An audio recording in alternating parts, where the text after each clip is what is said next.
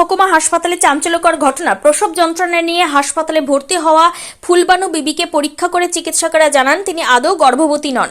চিকিৎসা বিজ্ঞানের ভাষায় এই ঘটনাকে সিউডোসাইসিস বা ফলস প্রেগন্যান্সি বলা হয়।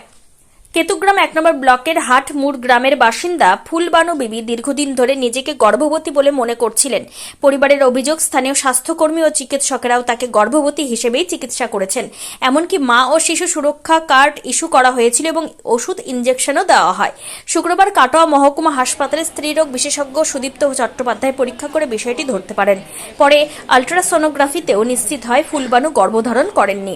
ঘটনায় তদন্ত কমিটি গঠনের আশ্বাস দিয়েছেন হাসপাতাল সুপার বিপ্লব মণ্ডল। দায়িত্বে থাকা স্বাস্থ্যকর্মীকে শোকজ করা হবে বলেও জানিয়েছেন তিনি। কাটোয়া থেকে শঙ্কু কর্মকারের report, crime press Bengal news.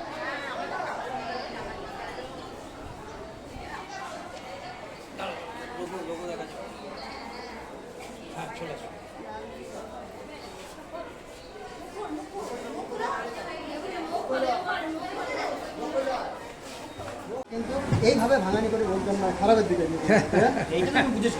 আজকালকার লোক সব বোঝে। বুঝিস কিন্তু মোটা মনে করে একটু শোনো শোনো আমার কথা শোনো। করে খেতে হয়। এই তাকাও আমার দিকে তাকাও।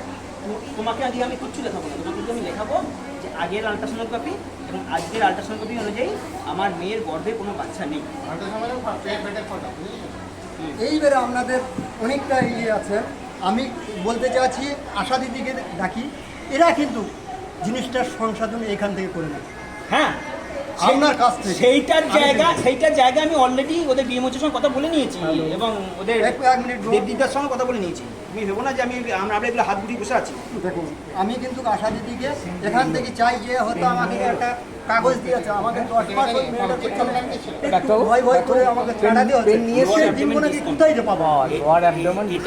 গ্রামের আশাকর্মী কি বলতো আপনাকে? কি বলতো? ইনজেকশন ছিল, ইনজেকশন করতে বলেছিল। টাইম থাকে ইনজেকশন করতে বলতে। কত তারিখে ইনজেকশন করেছিল? তারিখ জানি না আমি, 4 মাসে হয়েছিল। আর 4 মাসে করেছে। ইনজেকশন দুটো হয়েছিল। আর চেকআপ যখন থাকতো চেকআপে যেতে হতো। 3-4 বার চেকআপ হয়েছে। 3-4 বার ওষুধ দিত, ওষুধ খাওয়াতো? ওষুধ দিয়েছিল, আয়রন ট্যাবলেট। বলতো যে বাচ্চা ঠিক আছে এসব বলছে কিছু? না, ওরা কিছু বলেনি। আর ডাক্তারবাবু কি বলতেন? ডাক্তার বলেছিল বাচ্চা ঠিক আছে, বাচ্চা ভালো আছে, তাই বলে। দেখতো পেটে হাত দিয়ে দেখতো?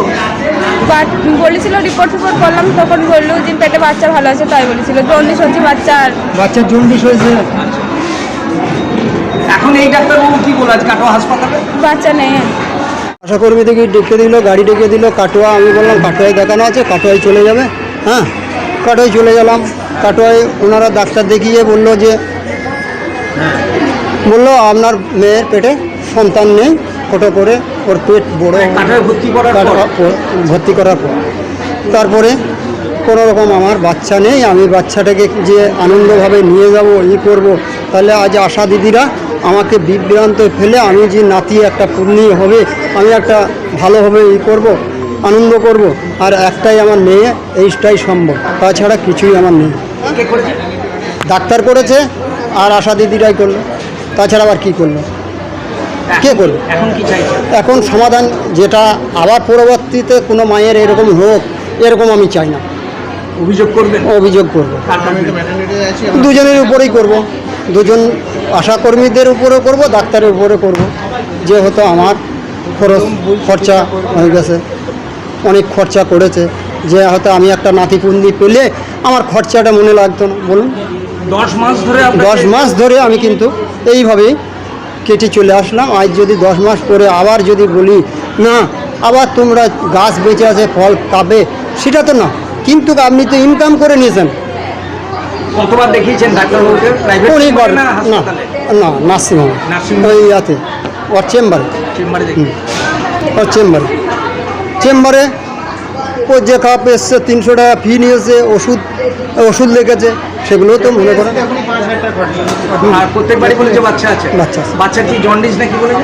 জন্ডিস বলেছে বাচ্চার, কিছুদিন আগে বলেছিল জন্ডিস। এখন আমরা ছিলাম উত্তর 24 পরগনায় কাজ করে খাই, কি করব, পেটের জ্বালা তো সমস্ত, পেট আছে, করে খেতে হবে। আমরা হচ্ছে গরিব ছিল মানুষ, তাহলে এইভাবে আমরা করে আজকে দেখা যাচ্ছে আমি নিয়ে এসে কাটোয়ায় নিয়ে এসে আজ আমাকে শুধু হাতে ঘুরে যেতে হবে। কোনো নাতি নাই, পুতনি নাই, কেউই নাই, আবার মেয়েকে নিয়ে যেতে বাড়ি যেতে হবে। তাদের দিকে যদি বলি তারা কিন্তু আমাকে মারপিটও করতে পারে, তারা কিন্তু ধরে পিটাইতেও পারে। আপনি ঘটনার তদন্ত চান? আমি ঘটনার তদন্ত চাই। কি নাম আপনার? ফুলচাঁদ কি শেখ। মেয়ের নাম? মেয়ের নাম ফুলবানু। প্রথম কথা, এটা নজিরবিহীন কোনো ঘটনা নয়। একটা মেডিকেল টার্মিনোলজি আছে সিউডো প্রেগনেন্সি। সেখানে অন্য কোনো কারণে মায়ের যে ঋতুস্রাব সেটা বন্ধ থাকে, প্রেগনেন্সির লক্ষণ থাকে এবং মায়ের মনে হয় যে আমি গর্ভবতী। এই পেশেন্টের ক্ষেত্রেও তাই হয়েছিল। আমি প্রথম আজকে তাকে লেবার রুমে পাই। পেশেন্টের বক্তব্য ছিল যে তার 10 মাসের পেটে বাচ্চা রয়েছে, কিন্তু পেশেন্টকে দেখেই আমার প্রথম সন্দেহ হয় যে তার পেটের মধ্যে কোনো বাচ্চা নেই। পুরনো রিপোর্ট বের করতে বলি এবং পুরনো রিপোর্টে দেখা যায় যে 2টি আল্ট্রাসাউন্ড আছে, একটি গত এপ্রিল মাসে আর একটি তারও আগের গত অক্টোবরে, এবং কোনো আল্ট্রাসোনোগ্রাফিতেই কোনো রকম প্রেগনেন্সির চিহ্ন ছিল না। আজকেও আমি আল্ট্রাসোনোগ্রাফি করেছি, আল্ট্রাসোনোগ্রাফিতেও কোনো প্রেগনেন্সি ছিল না। পেশেন্ট পার্টিকে বলা হয়েছে যে কোনো গর্ভস্থ বাচ্চা কিছু নেই, এটা একটা সিউডো প্রেগনেন্সি। পেশেন্টের অন্যান্য ভাইটালসগুলো ঠিকঠাক থাকলে, হিমোগ্লোবিন একটু কম আছে, তাকে সুস্থ অবস্থায় এখান থেকে ডিসচার্জ করা হবে এবং স্বাভাবিকভাবেই তার গর্ভস্থ কোনো বাচ্চা না থাকায় সে বাচ্চা পাবে না। এটা কোনো প্রসূতি সে নয়, তার কোনো প্রসব বেদনাও ছিল না। এটা কোনো নজিরবিহীন ঘটনা না মেডিকেল সায়েন্সে। এটাই যে প্রথম ঘটনা এমন না, এরকম অনেক নজির আছে।